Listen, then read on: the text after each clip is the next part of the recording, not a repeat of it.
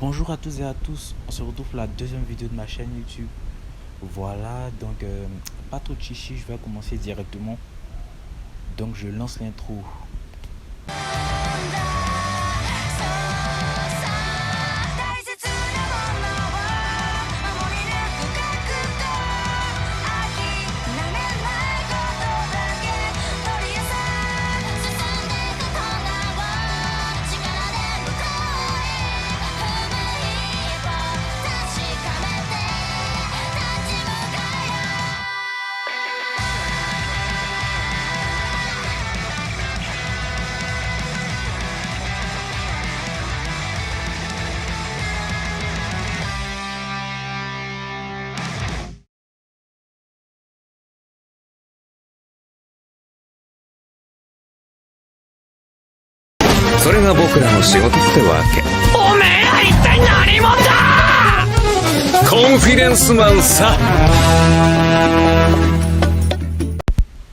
Bon, déjà je commence par vous lire le synopsis. Makoto Edamura est censé être le plus grand escroc du Japon. Un jour, lui et son partenaire tentent d'escroquer un touriste français, mais ce sont eux qui se font avoir. Il s'avère que ce touriste est un prénommé Laurent Thierry. Laurent Thierry, c'est le nom du touriste. Un négociant qui ne prend pour cible que les personnes corrompues. En gros, voilà le synopsis de l'histoire. Et voilà la suite. Vous connaissez, l'héros va être embarqué dans des aventures folles avec ce touriste français. Voilà. Et pour donner mon avis sur cet animé, je peux tout simplement dire que cet animé est un animé vraiment intéressant. Certes, ce n'est pas un animé de combat et tout, mais genre, juste l'histoire en fait, c'est tellement original. Il y a combien d'animés qui parlent d'escrocs? Il n'y en a pas beaucoup, tu vois. Peut-être même que c'est le seul animé qui parle d'escrocs, vraiment.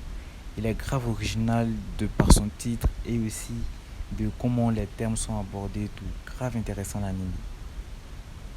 Et le deuxième truc vraiment gratifiant sur cet anime, c'est que juste les personnages secondaires sont très bien développés.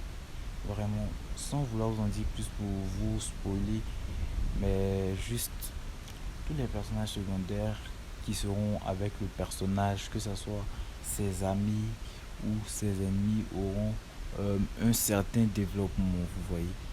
Et c'est là, ça rend une touche vraiment encore plus appréciable à l'œuvre. Donc, sans vouloir trop parler pour vous spoiler, sans faire exprès, je vous conseille d'aller regarder Great Pretender. Wow, mon accent en anglais.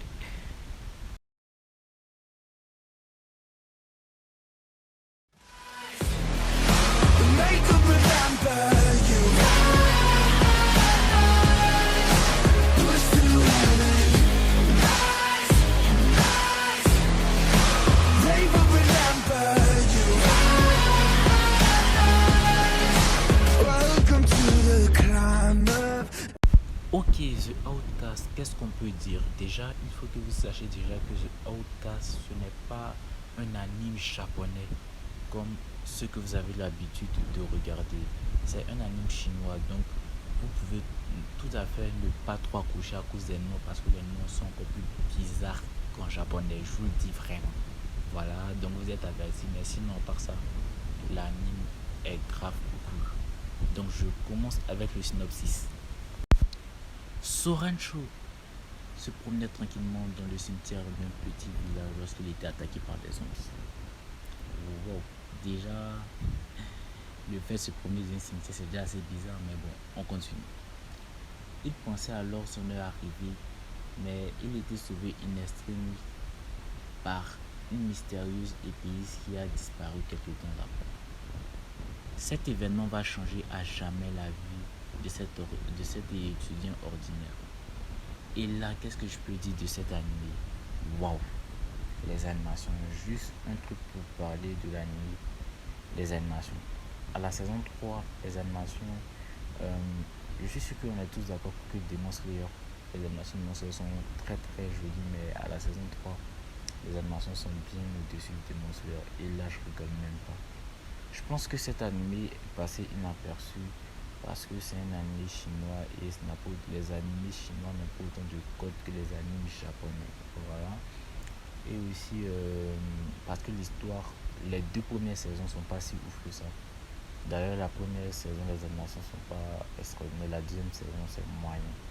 Mais la troisième saison, ça sublime toute l'œuvre. Donc, je vous conseille énormément cet anime. Voilà. Donc, on passe au prochain.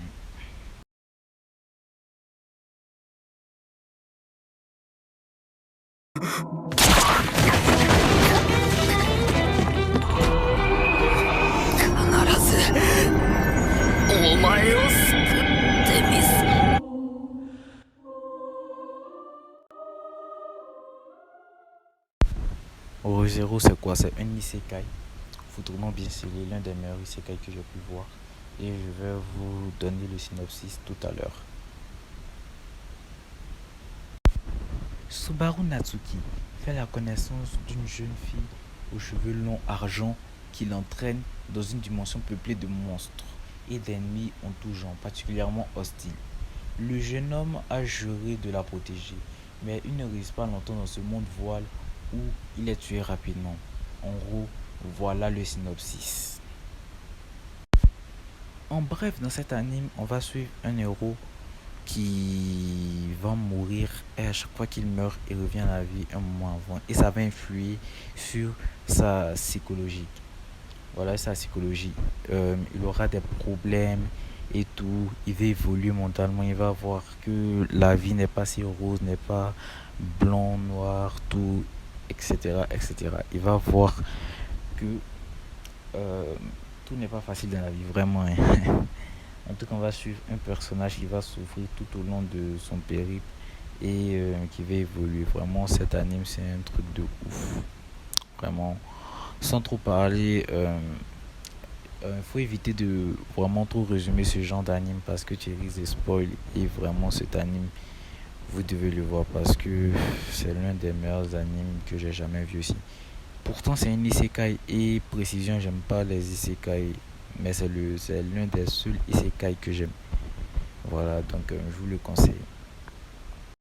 Nous voici donc au terme de notre vidéo. N'hésitez pas à me dire si vous avez apprécié la vidéo par rapport à la première vidéo que j'ai faite sur la chaîne.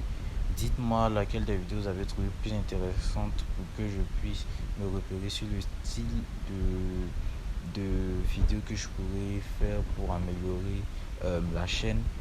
Et surtout, n'oubliez pas de vous abonner, de lâcher le petit pouce bleu des familles. Donc, à plus.